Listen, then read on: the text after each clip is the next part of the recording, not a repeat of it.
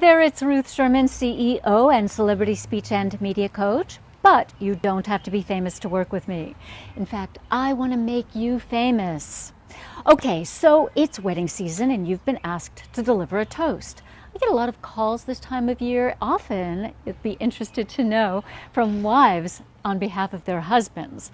I'm not sure what to make of that, but just thought I'd throw that in there.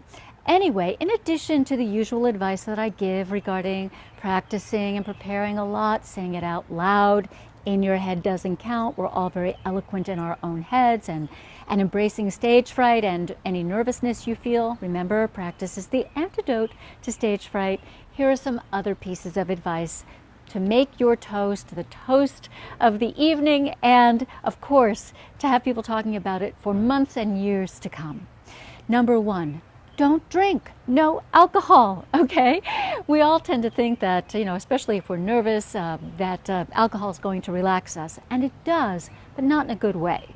It actually dulls you. It throws you off your game. And you want to be really sharp for this. I know I married off a daughter several months ago, and I think the whole night I had less than one drink. So no drinking. It doesn't do what you think it's going to do. And it's hard at weddings. I know there's lots of celebrating going on. You want to join in the fun, but you will. You'll have a chance to later, believe me. All right, number two, don't embarrass the bride or groom or anyone else. Your stories and remarks and reminiscences should be warm and funny and touching, but again, you don't want to make anyone uncomfortable, okay? So don't embarrass anybody. Number three, be emotional. Okay, it's okay in this particular instance to well up or to shed a tear to show how you feel about these wonderful people and this wonderful event. What you don't want to do is break down in sobs. And in fact, this is the one venue where it's perfectly acceptable to have a public display of emotion. Number four, keep it short. I always get bummed out and worried when I see somebody walk up to the front of the room with a sheet of 8.5 by 11 paper with 10-point font single-spaced on both sides. I know it's going to be boring. I know it's too much. I know it's going to take a long time. And I know that it's going to throw the whole rhythm of the evening off. And remember, it's not about you. It is about them. It's about the happy couple and their family and everybody else in the room. It's party time. Come on.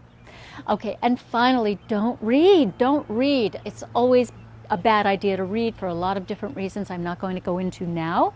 Use some notes. It's okay to put some notes on your smartphone, for example. Hold it in your hand.